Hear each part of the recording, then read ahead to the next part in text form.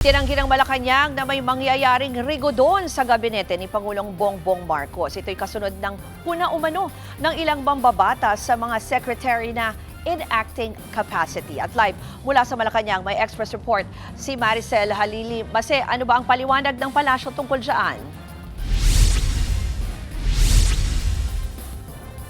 Well, Ruth, nilinaw nga ni Palace Press Officer Undersecretary Claire Castro na wala tayong aasahang rigodon sa hanay ng gabinete sa ngayon. Ito ay binigyang diin niya kasunod nga ng mga lumalabas sa balita na baka daw magkaroon ng balasahan. Iba't ibang mga pangalan na kasi ng cabinet officials yung mga lumalabas. Pero ito rin yung naging reaksyon niya doon nga sa sinasabi o pagpuna ng ilang mga senador na parang puro acting secretaries yung hepe ng mga departamento. Pero sa kaso naman ni DNR Secretary Rafael Lotilla, kailangan daw muna nilang pag-aralan yung records nito. Baka daw kasi 3 beses nang na-bypass ang nasabing kalihim. So isa yan doon sa mga pag-aaralan nila. But for now, mukhang ire-reappoint yung mga kailangang dumaan ulit sa Commission on Appointments. Pakinggan natin ang sinabi ni Yuse Castro.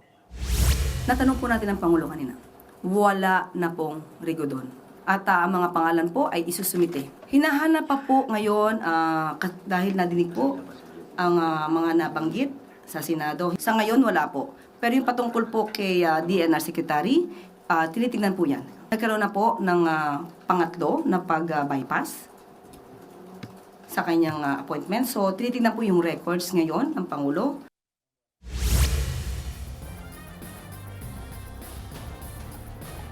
Ruth, kaninang umaga dumalo rin si Pangulong Bongbong Marcos sa isang meeting dito sa Malacanang kasama yung kanyang economic team at dito binigyan niya yung kanyang bagong direktiba to make sure na lahat ng ibinibigay sa kanyang mga report ay tama at accurate. Bawal daw mameke ng report para lang pagandahin o papugiin yung report. Malinaw kasi yung kautusan ng Pangulo na every 2 weeks gusto niya ng report from different departments tungkol doon sa mga isinusulong na government projects to ensure na merong progreso yung mga isinasagawang proyekto, lalo na't ang bili niya gawing priority yung mga infrastructure projects. Bilisan ang pagpapatupad nito, partikular ang mga classrooms. Ruth?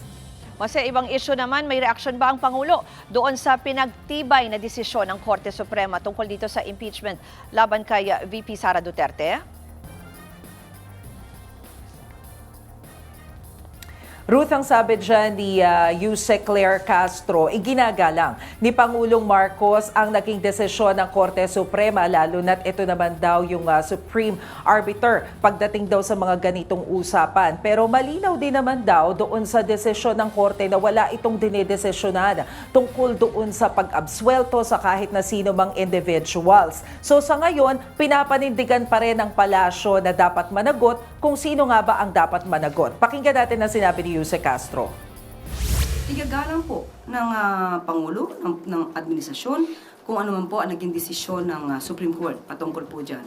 Hindi naman po ito makakaapekto sa mga priority bills na nais ng Pangulo na maipasa. So, muli, ang Supreme Court po ang siyang final arbiter ng mga legal issues. So, nire-respeto po yan ng Pangulo. Trabaho po yan ng Kongreso, hindi po makikialam ang Pangulo. Mababasa natin kung ano naging desisyon ng Supreme Court.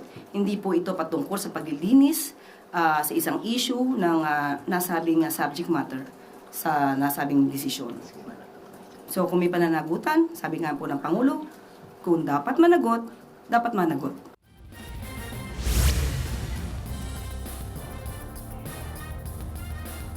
Ruth?